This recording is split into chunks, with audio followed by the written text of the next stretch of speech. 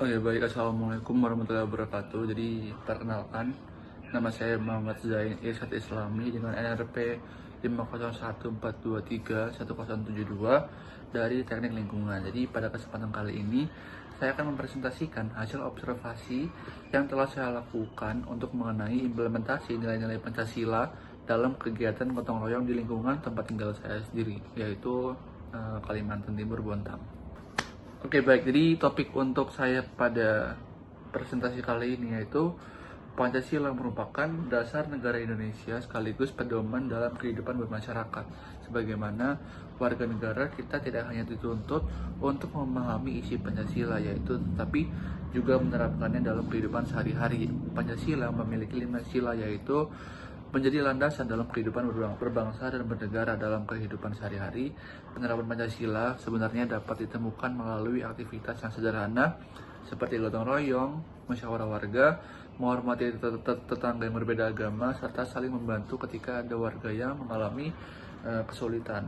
Oleh karena itu, saya tertarik melakukan observasi untuk mengetahui bagaimana kondisi penerapan nilai-nilai Pancasila di lingkungan tempat tinggal saya saat ini.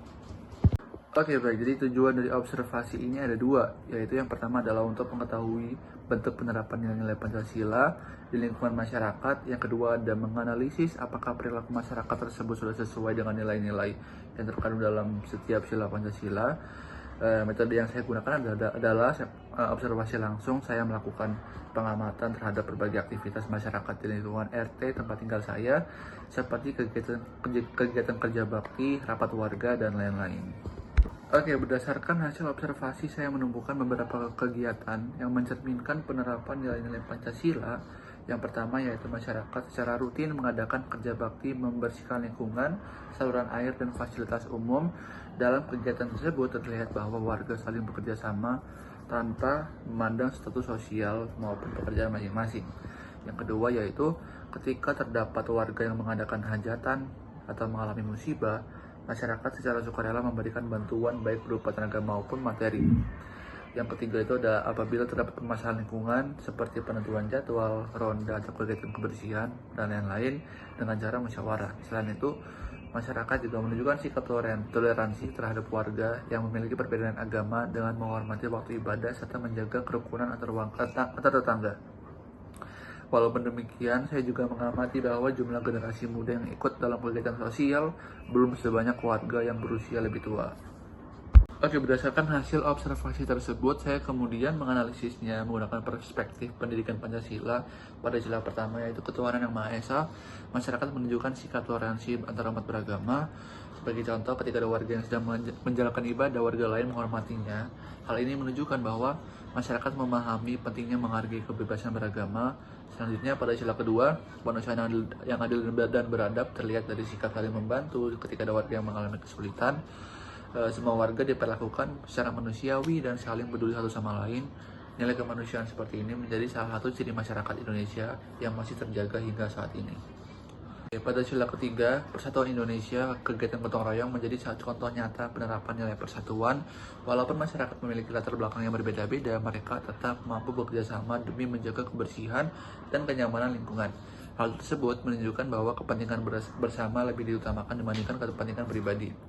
Selanjutnya adalah pada sila keempat, yaitu kerakyatan yang dipimpin oleh hikmat kebijaksanaan dalam permusyawaratan perwakilan.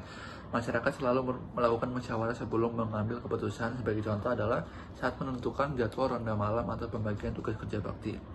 Semua warga diberikan kesempatan menyampaikan pendapat sehingga keputusan yang diambil merupakan hasil kesepakatan bersama. Kemudian pada sila terakhir yaitu keadilan sosial bagi seluruh rakyat Indonesia. Penerapannya terlihat dari pembagian tugas kerja bakti yang dilakukan secara adil. Tidak ada warga yang dibebani pekerjaan yang lebih berat dibandingkan yang lain. Setiap orang memperoleh hak dan kewajiban yang sama dalam menjaga lingkungan.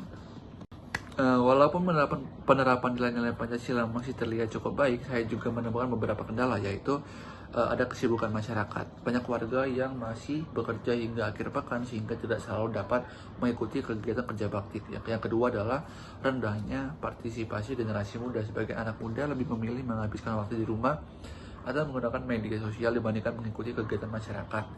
Selain itu, komunikasi antar warga saat ini lebih banyak dilakukan melalui aplikasi pesan singkat, sehingga interaksi secara langsung mulai berkurang. Menurut saya, terdapat beberapa upaya yang dapat dilakukan untuk meningkatkan penerapan nilai-nilai Pancasila di lingkungan masyarakat, yaitu yang pertama adalah melibatkan generasi muda dalam setiap kegiatan kemasyarakatan. Yang kedua ada meningkatkan kegiatan sosial seperti kerja bakti, bakti sosial, ataupun perlombaan. Yang ketiga adalah memanfaatkan media sosial sebagai sarana penyebaran informasi positif mengenai pentingnya menjaga nilai-nilai Pancasila. Dengan demikian, perkembangan teknologi justru dapat dimanfaatkan sebagai media untuk memperkuat persatuan masyarakat. Berdasarkan hasil observasi yang telah dilakukan, dapat disimpulkan bahwa nilai-nilai Pancasila masih diterapkan dalam kehidupan masyarakat melalui gotong royong, musyawarah, toleransi antarumat beragama, serta kepedulian terhadap sesama.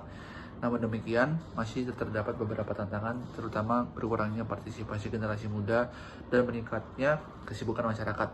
Oleh karena itu, seluruh elemen masyarakat perlu bersama-sama menjaga dan menerapkan nilai-nilai Pancasila agar tetap menjadi pedoman dalam kehidupan sehari-hari. Oke, demikian presentasi yang dapat saya sampaikan mengenai hasil observasi implementasi nilai-nilai Pancasila di lingkungan tempat tinggal. Semoga hasil observasi ini dapat memberikan gambaran bahwa nilai-nilai Pancasila masih sangat relevan dalam kehidupan masyarakat dan harus dipertahankan oleh seluruh warga negara Indonesia. Terima kasih dan teman-teman sekalian. Mohon maaf apabila terdapat kekurangan dalam penyampaian saya. Kurang lebihnya mohon maaf. Assalamualaikum warahmatullahi wabarakatuh.